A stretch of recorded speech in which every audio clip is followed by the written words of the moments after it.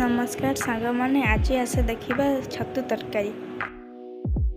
छतुर ओपर चोपा को छड़ाई हल्दी पानी रे पकईदवा।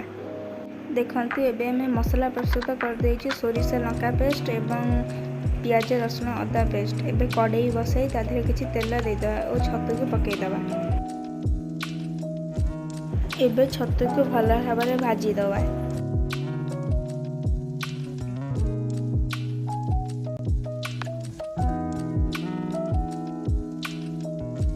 देखते एवं छतुटी भल भाव में भाजी सारा गोटे पात्र को काढ़ीदवा। आलू भाजापी कड़े में किसी तेल दे आलू को पकईदवा।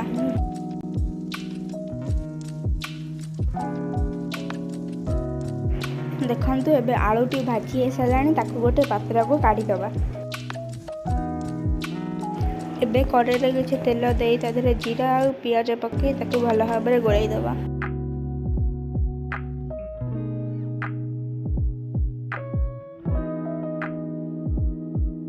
पियाज टी जारी आसा कलर करने लंका गुंड पकईदवा।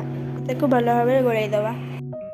एबे से आगुरी बाटिकी रखि सोरस मसला को पकईदवा। एबे ताको भल भाव में गोलैदवा। मसला टी फुटी आसा आगुरी काटिकी रखि टमाटो को पकईदवा।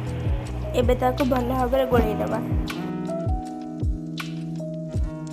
ताकू भल भाव में गोलई सारिया पर स्वाद अनुसार लुण पकईदवा।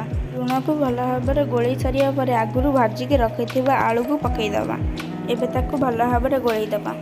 एबे से आगुरी भाजिकी रखि छतु को पकईदवा और ताकू भल भाव में गोलैदवा। तादेह किसी पानी देदेवा।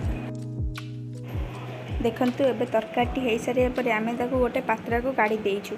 आम धनर फेवरेट छतु तरकारी। जदि आपण मानकर फेवरेट ताहले कमेंट माध्यम आमको जणाइबे। जदि आपण मानक आम वीडियो भल लगी लाइक कमेंट शेयर एवं आम चैनल को सब्सक्राइब करेंगे।